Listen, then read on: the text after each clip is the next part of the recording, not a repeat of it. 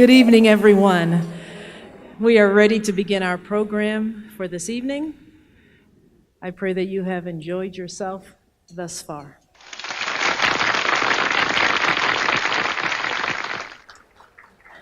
My name is Kathy Hardaway. I'm considered the Toastmaster for this event this evening.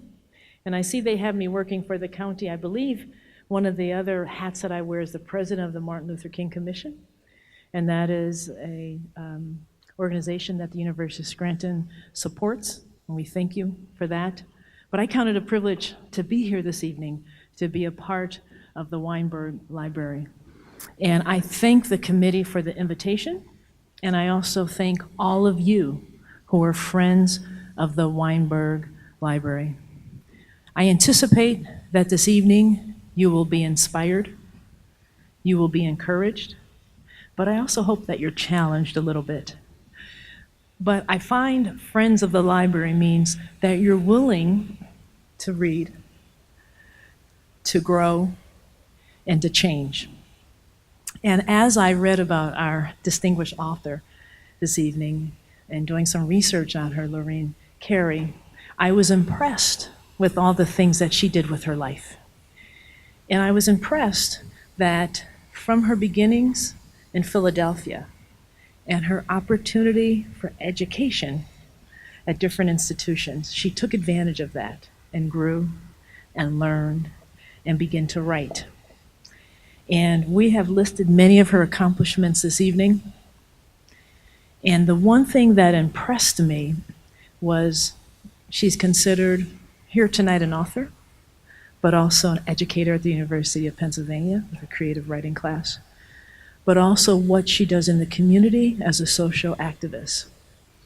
And as you know, she's also the wife of a Episcopalian, I'm sorry, right? Episcopalian minister, I'll get it right. Evangelical and Episcopalian are quite different in the Christian world. Saved myself from that. But I will tell you, as I read and did some research, a scripture came to me. And I'm just going to end with a scripture because I know some of the other things that people are going to say. And there's, in Matthew 23, there's the parable of the talents. And a master left and gave his servant talents. And in the New International Version, it says bags of gold. And the first servant, he gave 5 bags of gold, then 4, then 3, then 2, and then 1. And the servant that got the 5 bags of gold, while the master was away, he multiplied that. And when the master came back, there were 10 bags of gold that he had. But the one that received the 1, he buried it and did absolutely nothing with it. And the master was quite upset. But the phrase that comes to my mind, and the phrase that I would love to hear in my own life, but clearly when I thought of author Cary, the scripture is, "Well done, good and faithful servant. I have given you charge over a few things, and now I will give you charge over many." And I will tell you, all of us in this room have talents. We've been blessed with opportunities. And I pray that we will do half of what Lorene Cary has done with the talents that we've been given and blessed with.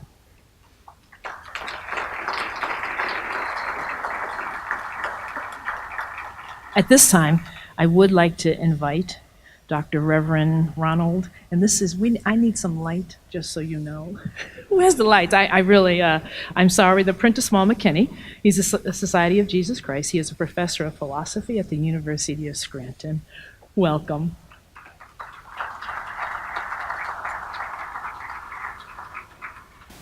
Because we never blessed the food, I wondered if I should play it safe and call on the intercession of that wonderful Italian saint from nearby Old Forge, Saint Salvador Manelli. But I digress.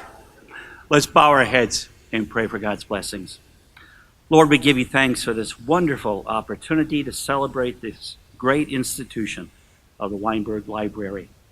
Our students regard it only as a place of study, but I'm hoping, Lord, if you could inspire them with the story of St. Augustine and his stolen pears, that maybe before they graduate, some of them will pilfer a couple of two-tree paperbacks from the stacks and actually read them.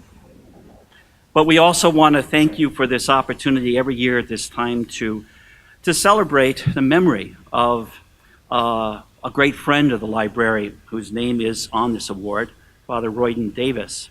And as everyone knows, Royden was a whimsical, humble Jesuit, which makes him very rare indeed. But we should really imitate him in his omnivorous reading and generous sharing of books.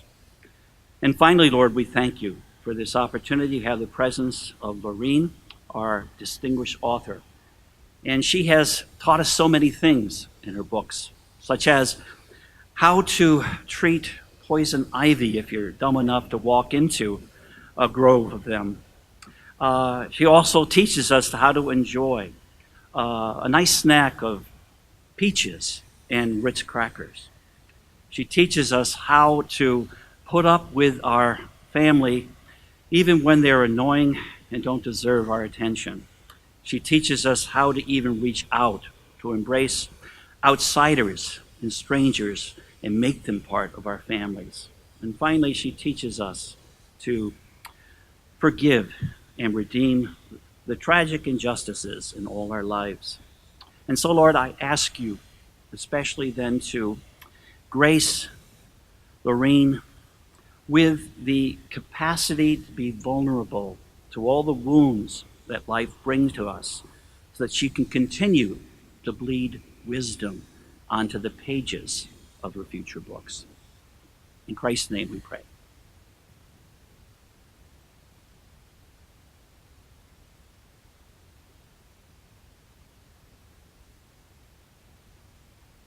Thank you, Reverend McKinley. Unfortunately, Reverend Polaris could not be here. The university president could not be here this evening. He was traveling and could not make it back in time. And this is an event that he loves to attend and will surely miss tonight. But we do have the Provost and Senior Vice President for Academic Affairs, Dr. Jeff Gingrich. He will fill in for Dr. Polaris tonight with the welcome.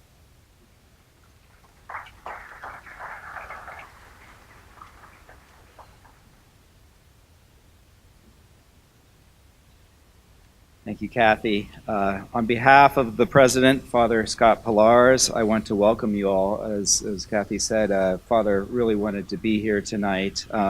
This is a special event for him, and he wanted to extend his welcome to all of you. I'm fairly new to Scranton, just starting in June, but I've been hearing since I've arrived the importance of this event tonight. And Charles has told me so much about so many of you and all the support that you've given to the library throughout the year. So I've been looking forward to this for a long time. Very excited when I heard about the recipient of our award tonight as well. As an institution of higher education, it's no secret how important libraries are to us. It's kind of the centerpiece of our institution in many ways. It's also no secret how libraries have changed in the last 10, 20 years, particularly in the last 5 years.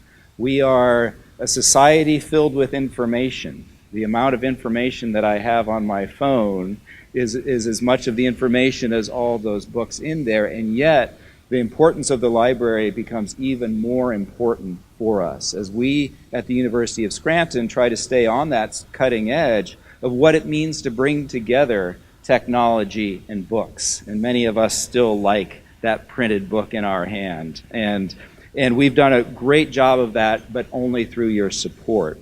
We're so honored to have Lorene Cary here tonight with us.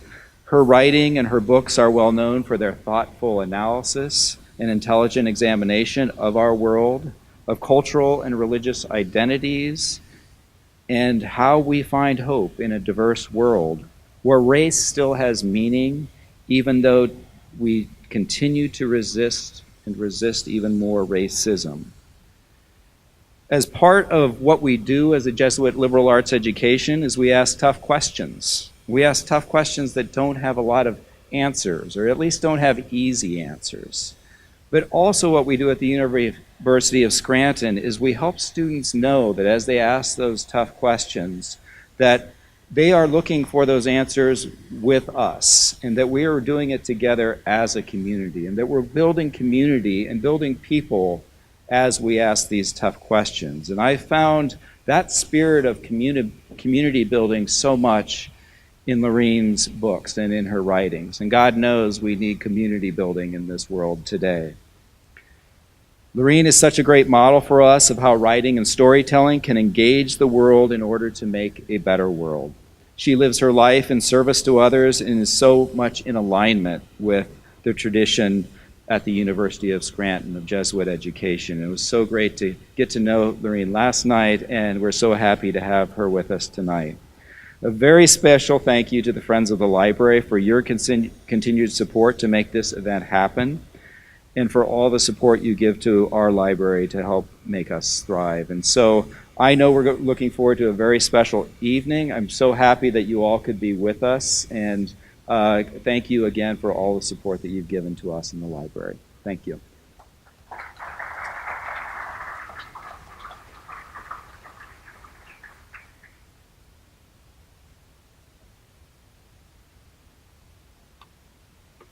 I had the privilege of meeting Charles Kratz last week or 2 weeks ago over breakfast and preparing. I will tell you from my first 5 minutes with this man, he is meticulous. This event was well planned, and he was on the phone throughout the meeting making sure that things were done well. And Charles, and I know you have a committee that works with you, but I would at this time like to bring to the podium the Dean of the Library and Information Fluency with the University of Scranton, Charles Kratz.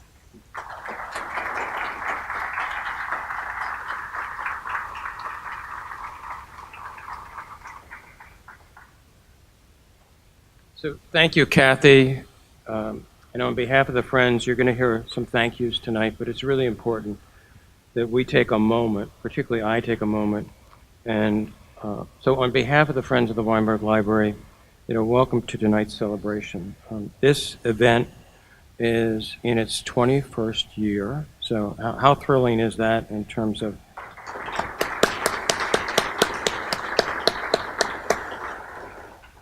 and how thrilled we are to have Lorene Cary with us, this year in 2018. We're truly indebted to the Friends of the Weinberg Library and all of our guests here tonight. The Friends have been most fortunate. We're almost 25 years old as well. We started this organization back in 1994, and I'll go off my remarks here a bit to tell you a little bit of my memory of it. Al Panuska, who some people will remember, Father Panuska, who was president of the university, who I came to help build the library. It was always his vision to establish a group of strong supporters of the university's library. And fortunately, in 1992, we opened this, wonderful building, and I know people have been through the building. Friends of mine have been through the building tonight. And it's still, for almost, more than 25 years now, almost, a facility that not only supports the teaching and learning and research of this institution, but is a home to our faculty and students. And I'm really very sincere about that. So we will be celebrating 25 years next year, but there just aren't enough words from me personally to tell you how indebted I am personally, and that the library is, to the Friends organization and the outstanding leadership that we've had from the community, our university community, but also the community at large. And I say the community at large because a deep part of our Jesuit mission is outreach to our community, to this group, to everyone in northeastern Pennsylvania. And I think that we continue to do as much as we can to move that university library and what we do in our collections and services out. It's kind of fitting, Ron McKinney already did it, but to remember Roy Davis for a moment, when Father Panuska asked me to actually do the founding of this organization, I couldn't think of who I might ask to be the president, and then he introduced me to Father Davis, and then when I heard that Father Davis was actually the president of the Friends of the Library at Georgetown University, I knew immediately when that I was going to him. And he was that special man that Ron described. You know, he had a sparkle to his personality, an impish quality to his personality as well, but, you know, just an incredible spirit. And he told me, he said, I want you to plan a seminal evening where you will honor authors. And again, 20 plus years later, what a wonderful memory it is to him that we've been able to do that. So planning an event like this, you know, can't be done without the contributions of many. So I want to first, you know, mention our sponsors, and they're in your program. They are, we appreciate their support. You'll find each of them listed there, but their generosity and all of your generosity around the room helps make this evening possible, but particularly supports some of our students being here tonight. And I think that's really important to who we are as an institution. My thanks also to an outstanding group of volunteers.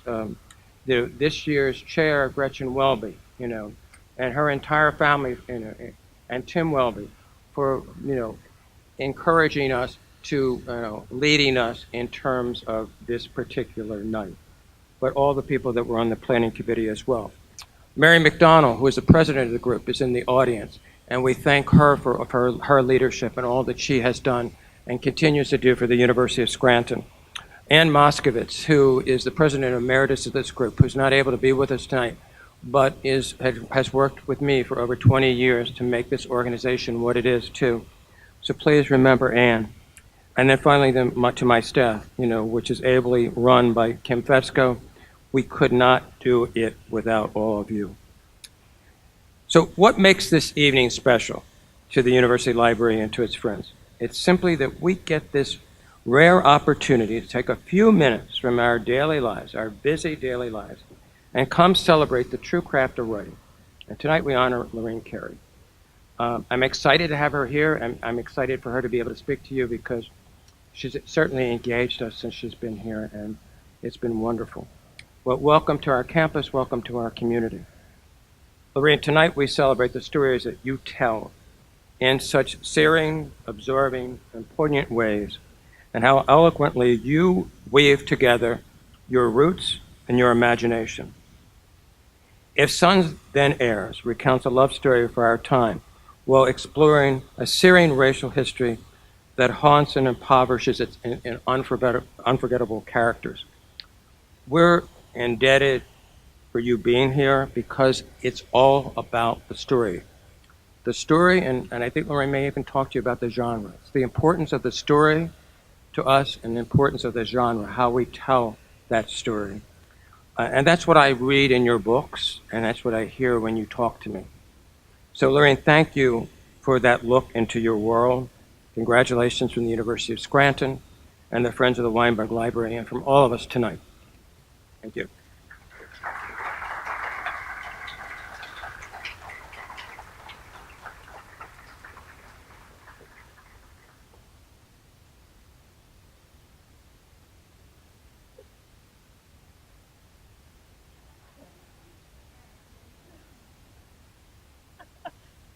I told you there's going to be a lot said tonight. I kind of had a feel for all that. But the last person to speak before you hear from Lorene Cary is Dr. Gretchen Welby.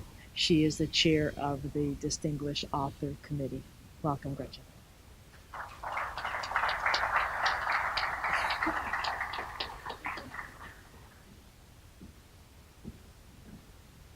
everybody. It's less than 5 minutes, I promise. So this is actually my third time as the chair for the Distinguished Author Award dinner, so clearly I can't say no to Charles. But it's an honor for me to be able to be introduced to new authors and to be able to meet them. And but this is actually the first time that I had to put my glasses on for reading my comments, so that's a sad state of affairs here. Okay. Welcome to the club, right? So thanks everybody for joining us tonight. As chair, I just have a few of my own thank yous. Thank you to the committee. Most of us are here tonight. Thank you to Charles. Thank you to Mary, our fearless leader as our president of the Friends Board.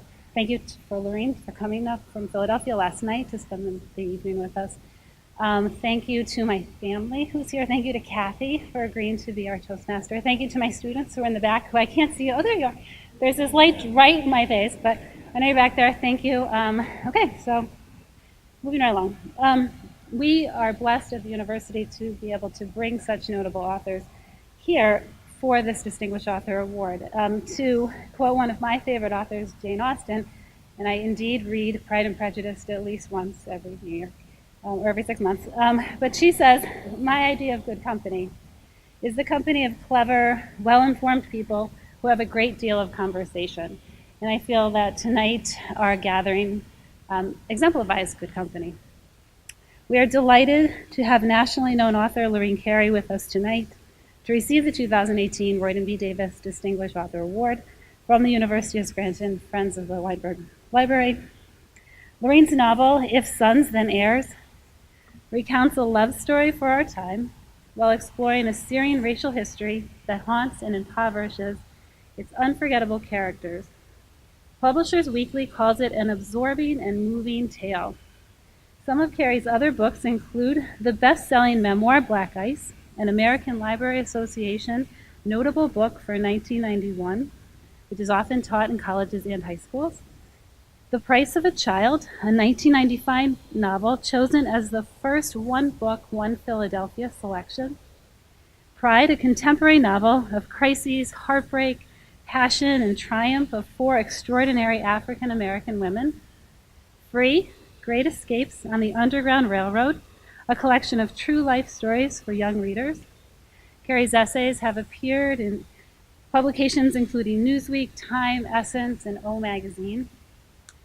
The President's House Memorial on Independence Mall in Philadelphia includes 5 videos shot from Cary's original scripts depicting the lives of 9 enslaved Africans in the household of President George Washington, as well as the free black men and women who helped 2 of them run to freedom. Cary founded Art Sanctuary in 1998 to create unique programs of excellent African American arts and letters in urban Philadelphia. The programs have involved up to 15,000 participants a year. She has served on Philadelphia's School Reform Commission. Her special focus on student safety led her to form a safety committee that helped to revise the Student Code of Conduct to eliminate zero-tolerance regulations. The committee also sponsored a 3-day safety summit for principals featuring Dr. Sandra Bloom, founder of the Sanctuary Model. For arts activism, for her writing, and for her teaching as a senior lecturer at the University of Pennsylvania, Cary received in 2003 the Philadelphia Award, her city's highest honor. She lectures nationwide and has received 6 honorary doctorates, the most recent from Swarthmore College in 2013. Lorene is married to the Reverend Robert C. Smith. They live in Philadelphia. And now it is time. So if the provost can come up, indeed, and we will give you your award. It's time now. You can come on up.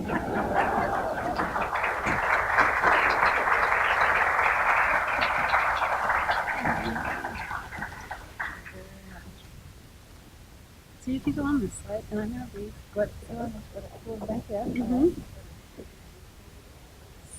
In recognition of your remarkable literary achievements, the University of Scranton's Friends of the Weinberg Memorial Library honors you with its 2018 Royden B. Davis Distinguished Author Award and citation. And the citation says, the Royden B. Davis Distinguished Author Award presented to Lorene Cary, noted author, with the quotation from Jesuit poet Gerard Manley Hopkins, I have found my music in a common word. Congratulations.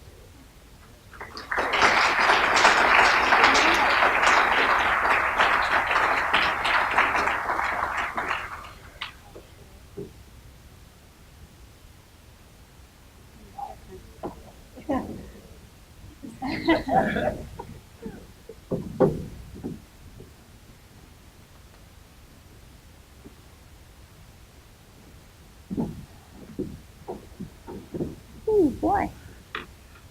Thank you. Thank you so very much to everyone.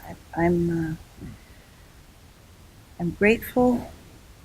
I'm really grateful to be here. This has been an extraordinary day, 24 hours here. I've been so moved by the friends of the library and Charles and Gretchen and Mary and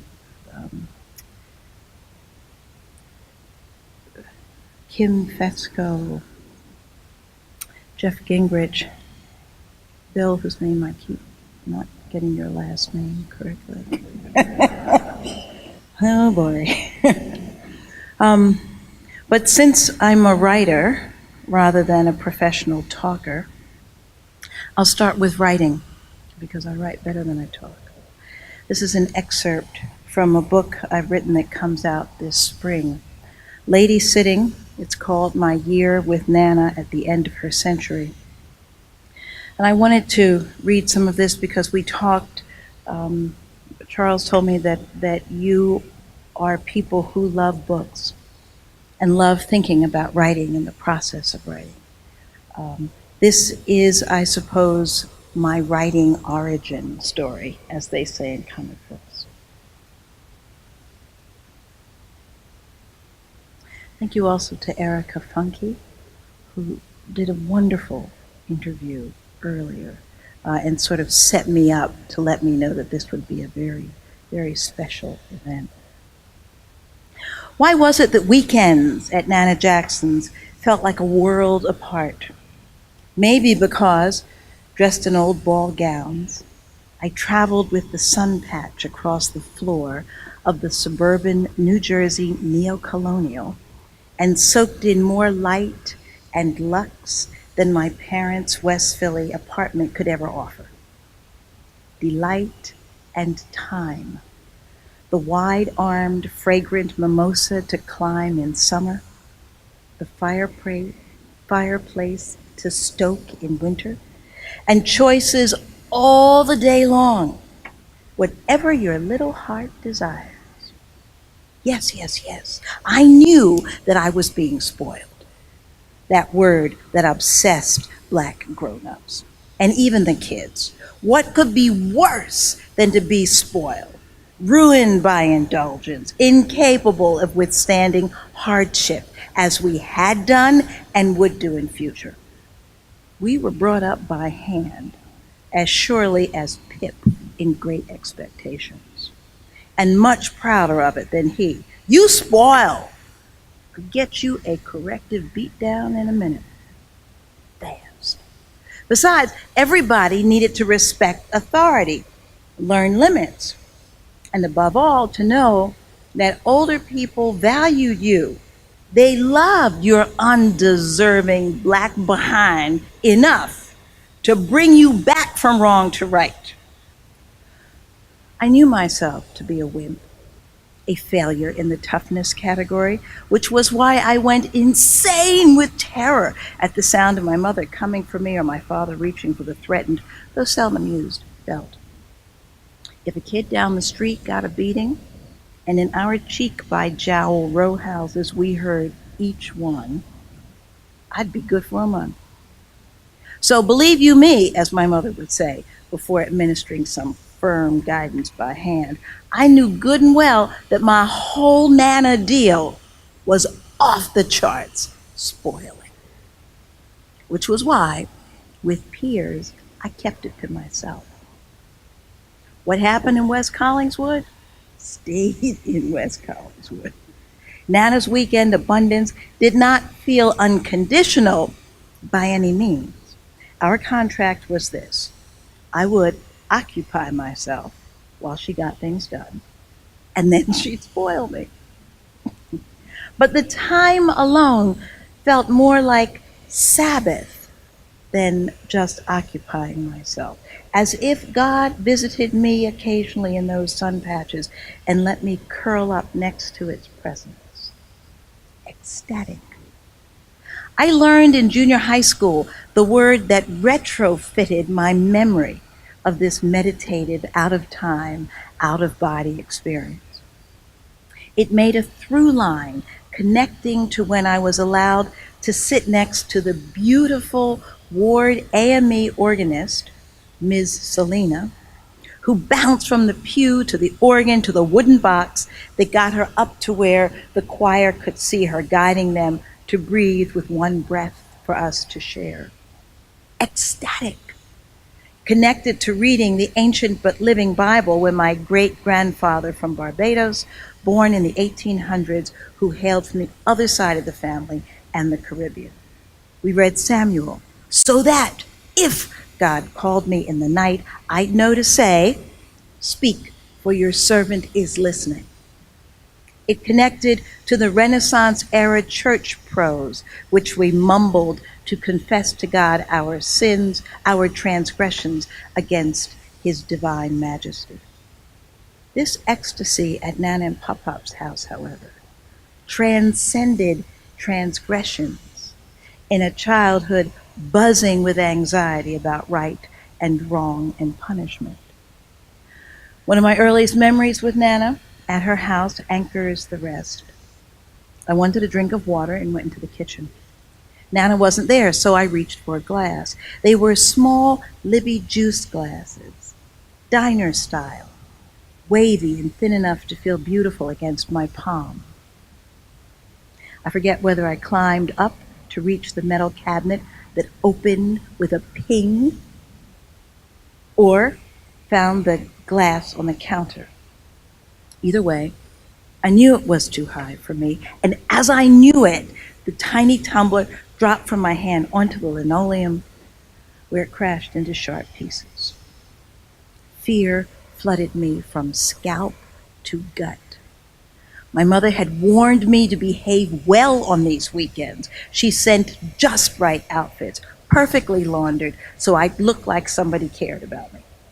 She instructed me how to make my hair twists last overnight, because Nana, with her straight hair, could never comb mine right. That is, fuzz and naps pulled back hard enough to straighten them. Above all, I was to do there what I had learned to do at home, to anticipate what was correct, and to do it before Nana had to ask. Now instead, I'd shattered one of the 1,000 glass hazards in this breakable house, with its bric-a-brac, ceramic white faces, and Chinese antique stuff everywhere. All things I was usually very careful to look at but never touch, except for the Chinese doll, which she'd take out of the cabinet and let me hold in her presence. I'd get in trouble with Mommy for failing to be careful, and that would be bad, but I was used to it. What was worse, though, was that I had now broken the spell. I'd wrecked the charm of my magical place. Nana would be angry, and I would no longer be the trusted, free-range granddaughter, allowed to play records over and over, to play the piano and pick out tunes, allowed to draw and sing and make up stories in the middle-class museum of her house and garden. I could hear her rushing down the carpeted steps, my gut wrenched with dread.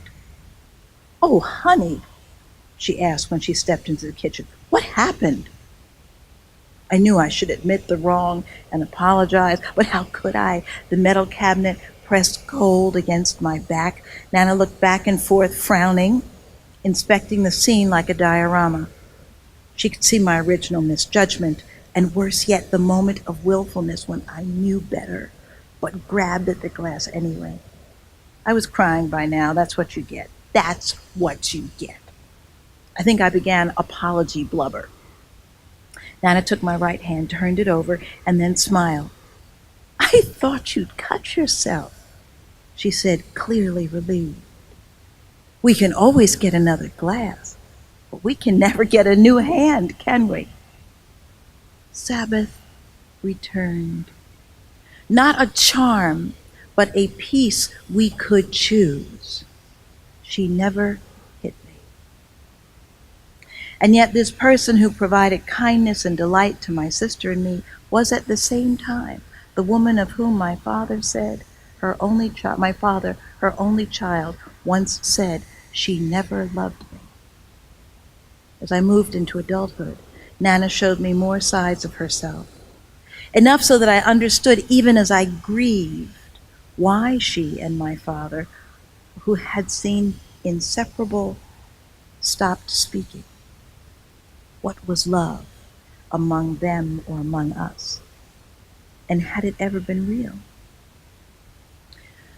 I'm writing to find out. I want not to forget, but to recall how the end of my grandmother's life pulled into focus her 101 years on the earth, the part we shared, as well as the earlier life she brought with her into ours and into our home. I want to keep company with other families who have lived through and are living in the intense and demanding time of hospice. We underwent a mashup of fear and mortality. She was dying and then living again and then dying. Also memory and love. Nana hinged angrily between ancestors coming close and descendants she was about to leave. Her story required me to learn more about the father she'd referred to with pride, but only glancingly. And it took me into the halls of Congress and the Jim Crow South he brought his family north to escape. It brought me closer to her son, my father, and drove me farther from him. Death up close and personal meant my husband and daughters and my sister and her family, riding with Nana in family sidecars through her alt universe of dreams and visions and our own, through truth and lies, business and money, and communal and racial memory. After she died, I felt stuck for years. I couldn't sweep up the odd bits of her business. I couldn't shake the sense that I had not done enough over that long, slow year and a half for her or for my other family members. I did not move easily through anger to acceptance. Nor could I do what I've done all my life. I couldn't write my way out. That was until Ash Wednesday 3 years ago. This narrative explores that struggle, like so many others, to find love again each time I dropped it. Because it is only love, as the Song of Solomon assures us, that is strong as death. The Friends Committee here at the University of Scranton asked me to talk about my writing, or as they say in comics, that origin story. And this is it. Writing lets me express the exquisite joy of consciousness and the delight of connection, fresh each time. This morning I stood in your wonderful Lackawanna Station Hotel. I looked outside. The driver had told me, the person who drove me up here, said, "You'll hear a train whistle and you should look out because a train will come by." I thought, yeah. Gotcha on the whistle and the train. But doggone, if the train whistle didn't blow and I didn't run to the window. This is how we are as human beings. I want to see the train. Oh, I love, you love trains, right? I went to the window. I watched the train going by, and it was going by slowly enough, not like a real, going by slowly enough that I could see the people in the windows. And then I saw a young woman with a round face and very dark hair. She had a cut-out, cold-shoulder top. I saw her look up to my window. She was just looking around for a human being. She looked at my window. I smiled to myself, and then I waved to her. Like big face, so she could see it from far away. I waved to her, thinking it was really corny, but I did it anyway. And she waved back. Now, I could see from her body movement that it was quick and a little self-conscious, but she was very happy to do it. We enjoyed connecting from afar, acknowledging each other. You're alive, you're having a different life. I don't know what that life moment is, but I see you there. Goodbye. That's what we did. Do you like my hat? I do not like your hat. Goodbye, goodbye. Our connections save us from isolation. In the Anglican Book of Common Prayer, I feel like I have to apologize for Anglicanism after Henry VIII, all that stuff. I'm sorry. It was ugly. But we're here now, and that's what we've got. In the Book of Common Prayer, what it says is that hell is to be absent from God. I mean, we're really light on hell, but that sounds to me like hell, to be absent from God. I write to stay connected. I write for the joy, for the redemption, and because connection feels to me like a spiritual practice, the first and necessary spiritual practice to save myself from the human frailties that come from being absent from God, absent from each other. The connection through writing moves out into action for me, doing activities in the world, also connect us to our best selves and our most beautiful selves and remind us, through beauty, of what we're capable of doing for each other, for civilization, for the planet, for children. Something I've learned a great deal of from my friend Helen, who's here tonight. Creating those social structures, for me, creating Art Sanctuary, a Black urban arts organization, or even a little website like Safe Kids Stories, or the Vote That John, John being a Philadelphia word, but Vote That John, you understand it's about voting. Even that, to support peer-to-peer voting. Add to that Sunday school, teaching, civic initiatives. Creating these social structures performs the connection that writing hopes to make. But it performs it. Like genres that allow me to tell different stories, creating and helping social structures among us is another way of doing this connection.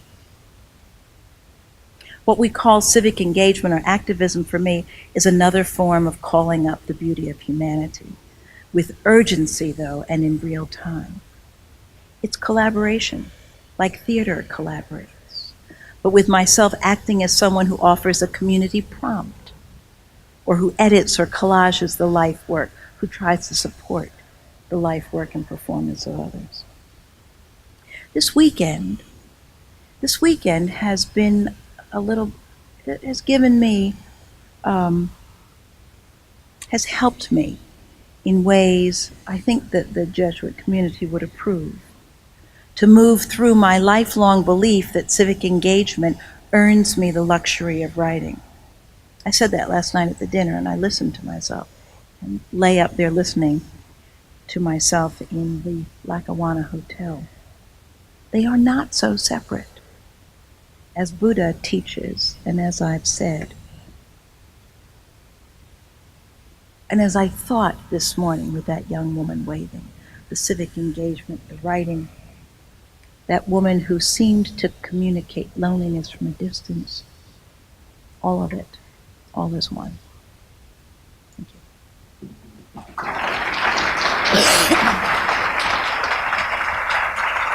Good.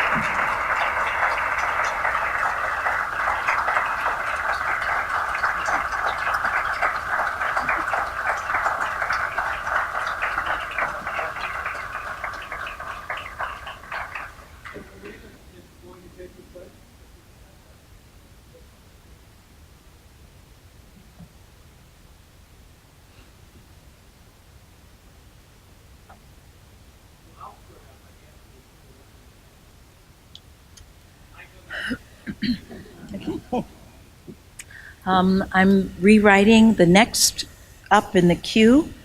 I'm rewriting now. I've done 2 revisions, and I think this one is right. Revisions of a play about Harriet Tubman. It's a play in which Harriet Tubman is looking for her second husband. She really did marry a second time. His name was Nelson Davis. He had been a Civil War soldier. She was 44, he was 25. Go Harriet. So we don't think of Harriet that way. We don't give her a whole, full humanity, which I think she richly deserved after all her work. So it is her looking for that person, and she ends up in a contemporary prison looking for that person. Yeah.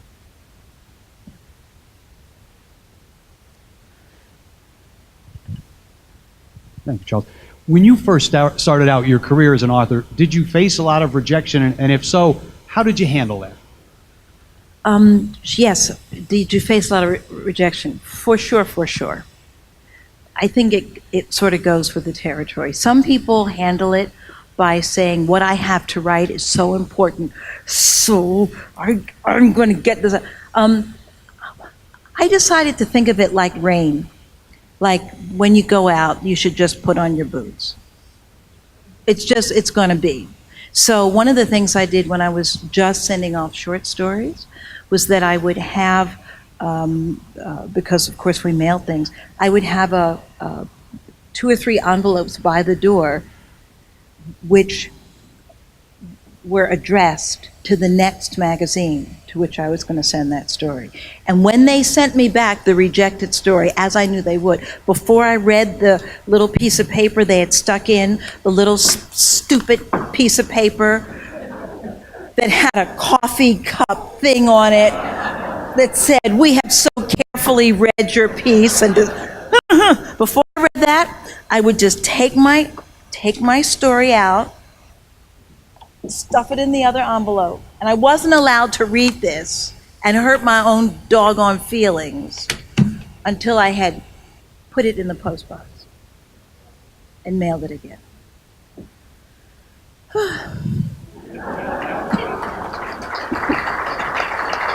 Yeah. I think the answer for rejection is the answer for rejection is simply discipline. It's just the discipline. Just keep going. And I think also is to try to put a filter on and say, is there anything they're saying that I could use to write better? And if so, figure out how to take that in.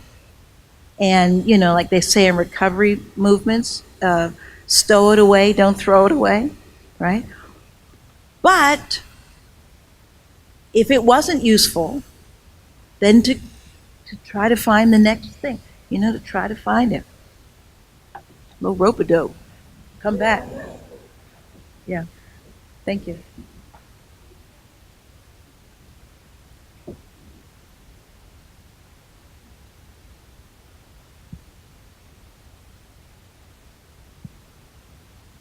What motivates you to your next authorship? Is it inspiration? Is it anguish? Is it creativity? Is it frustration? Or is it something else? Or all of those?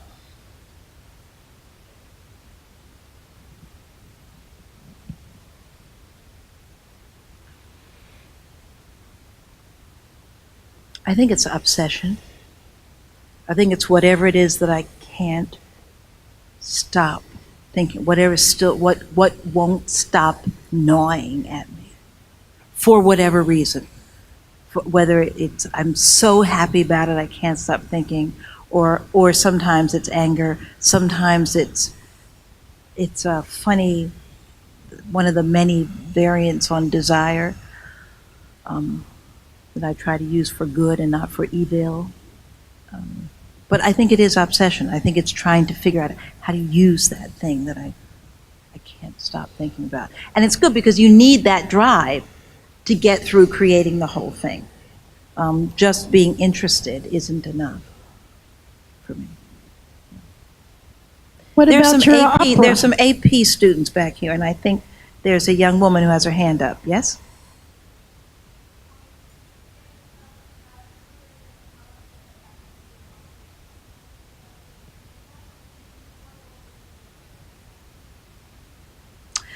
In a society where the role of the written press is often questioned, what role do I think writers play? I think writers play that role whether they're questioned or not. I think their role is to do many things. To observe, listen, report. Observe, listen, report. observe, listen, report, to investigate, to create beauty, to create order, to ask questions, to challenge, to call out, to study, to have courage, all those things. So I've moved around from magazine journalism to novels to plays to opera to I do website. I teach nonfiction writing, so I do fiction and nonfiction. And for me, all those things are called upon. If you're writing a sonnet, you may be doing different work in our culture than if you're doing investigative journalism.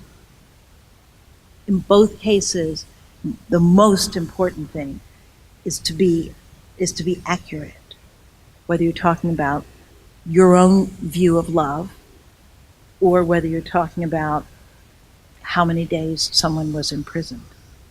I think that's the first thing.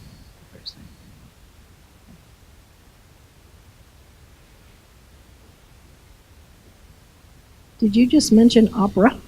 I did. I mentioned opera. I did a residency last year with the American Lyric Theater to learn to write libretto. I've written 2 opera treatments. I wrote a short. At the end, we do a short piece. It's a 30-minute opera, but short enough so that it can be well done. Yes, and I'm exploring an opera now with the Opera Philadelphia about Paul Robeson. So yes, I love opera. Yeah, I love opera. And I really started working with them when we connected opera and hip hop for a program called Hip Hopera, which Helen the questioner helped to make happen, where we had an after-school program of kids who were writing spoken word poems, and then the opera company chose composers to set those poems to music. So it was a wonderful song cycle. Because of that relationship, the 2 organizations, I've left Art Sanctuary since then, but the 2 organizations kept working and created a hip opera called We Shall Not Be Moved, which is a hip hop opera that is one of the most exciting things I've seen them do in new works creation. It's really quite wonderful. So there's spoken word and opera and all kinds of music, and it's really excellent.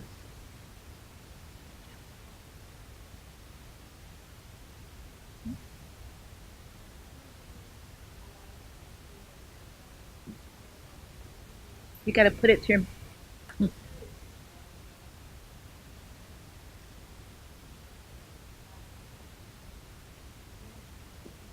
Sort of. Keep going. Hi. Yeah. There you are. Thank you. As an educator and someone deeply involved in your community, and you obviously take inspiration from both parts of those worlds, or all of those worlds, how do you carve out time for yourself as an artist, as a writer? You talk about discipline. What is your typical day like in terms of how you sit down to do your writing? That for me changes through over different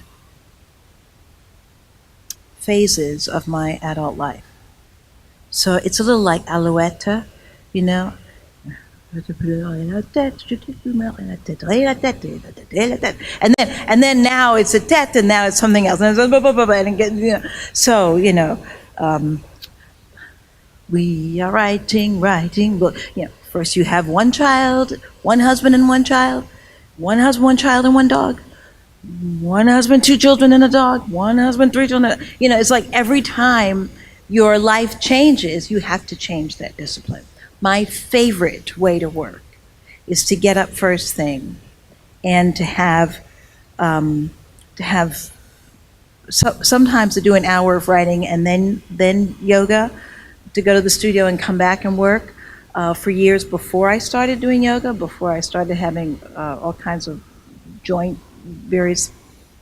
before I needed yoga, let's put it that way, I loved to get up at 4:30 or 5 o'clock, and then I could work for 3 hours, 2 hours, nice and quiet, before the kids needed to get up and be taken care of. In fact, when my grandmother was living with us, one of the things that happened, and I am talking about in the book, is I went to Helen and Ted's house, my friend here. I went to their house on Friday nights because I needed to get out of the house. I just felt like the whole house was filled with my grandmother's needs. So I needed to get someplace else so that when I went and I did my hour or two in the morning, I had enough. I had like a purchase. It was like rock climbing. I could get a hold on the book and keep going forward. So it changed. I like to see if there's a way that I can get 2 or 3 hours, at least. In the morning is best. 6 days a week is best. And how I get to do it depends on where I'm working, what else is needed. Yeah. Sometimes I do it at night. It's never as good. I write badly at night, but it's something. At least you've got 1,000 bad words to throw away the next day, which is better, much better than waking up the next day and saying I didn't write anything.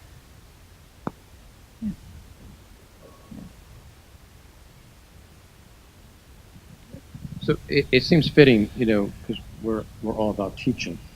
What advice do you have for student writers today?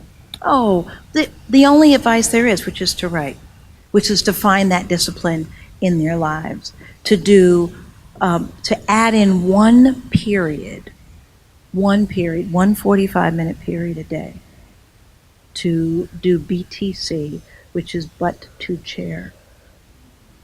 Or if you're standing up at a stand-up desk, foot to the ground, just 45 minutes to write. Period. No stop. No excuses. No stop. Do it 5 days a week. And I say that to student writers because if you think you can't find time now, you will not find more time when you have 2 kids. You will not find more time when you have a mortgage or when your mother is sick. You must do it. And whether that's lunchtime, whatever, we find times to do what we want. We find that time. So, if you have time to comb your hair or go to the gym, you have time to write. Even if you have to write on the elliptical machine. I have done that too. Oh yeah, yes, I've done that. Yeah. You're kind of there and you're there. It's ugly. It's really ugly. Yeah.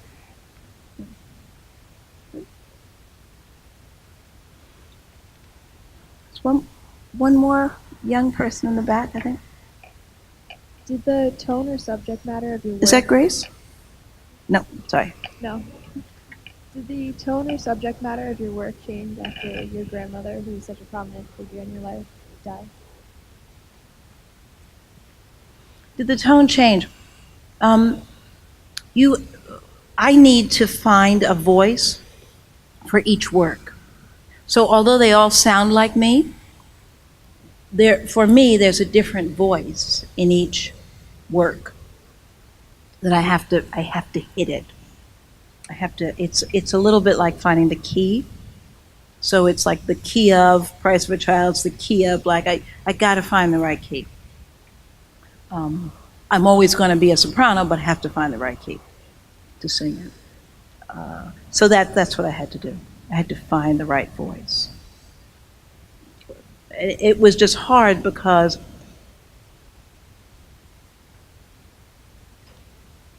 it's always hard when you don't know what the hell you're talking about, really. I mean, that's the deal. So you're sort of blah, you're like all over the place. And once you know your story, then you have a drive shaft. But it can take a long time. For me, I usually waste a lot of time. I keep thinking about, and I try to comfort myself by using nature and thinking about how much waste there is in nature. You know, all those horseshoe crabs that come up and they lay all those eggs, and then the birds eat them all up, right? And you get 2 horseshoe crabs to come that, or think like how many, so I tell myself, how many eggs were you given when you started life? A lot of eggs. And there's a lot of waste there. You know, you don't make a baby from every egg. Thank God. A lot of stuff goes to waste. There's a lot of sperm in life. Thank God it's not all, everyone isn't a baby. Oh God, what will we do? So I try to tell myself that also about the writing. I can write 200 pages to get to the door of a book, and then I throw it away because those pages were only to get me there.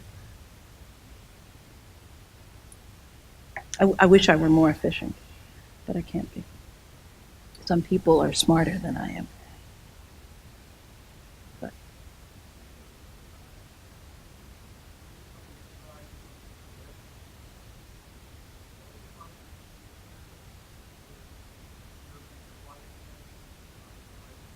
Oh, even though we strive to connect, isn't it better if I'm quiet when I'm right? Oh yeah. Oh, I'm totally connecting in a controllable way.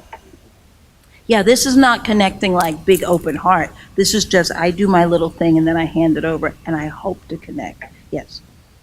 But part of it is what the brother here talked about, that staying vulnerable, staying open. That for me, that's part of the connection. Staying vulnerable to the experience, staying open to it. That's a really scary prayer you prayed. I'm really scared of that. But thank you. Thanks. I'm going to tell my husband that when I go home.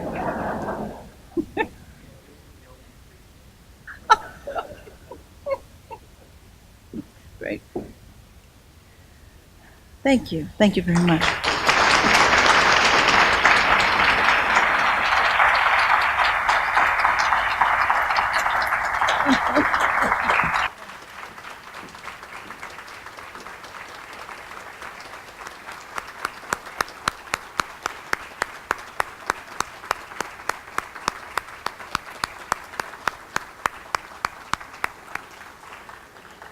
Thank you. Thank you for sharing of yourself.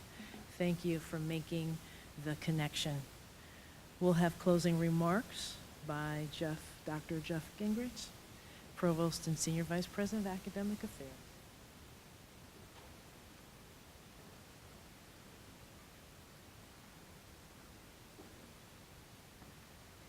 Wow, what does one say after Lorene Cary has taken the stage for an hour here? I think there's very little. Please join me in thanking her one more time. Thank you for reminding us to find love again each time we drop it.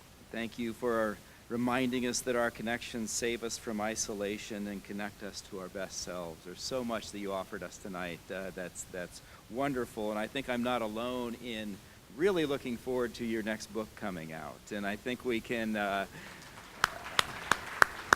Charles, I think we can promise to send to the listservs, right? As soon as that comes out, we'll make sure that that gets out there. We're so grateful that you all came out tonight.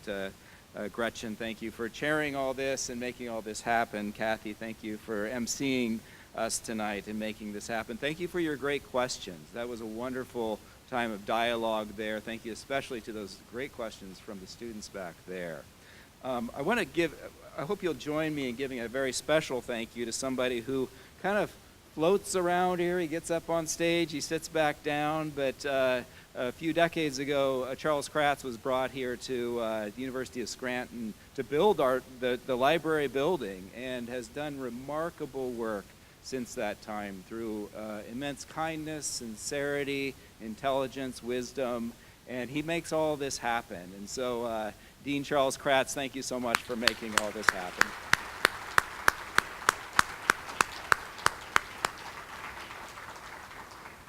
Can't thank you all enough for being here tonight, for all your generous support. We can't do what we do at the university without you. And so we're so grateful for all the community that we have together with you, and we hope you have a wonderful night. Please, are we still allowed to go back to the bar, Charles? I'm not. There's still drinks over there, so I'm not looking. But thank you for being here so much.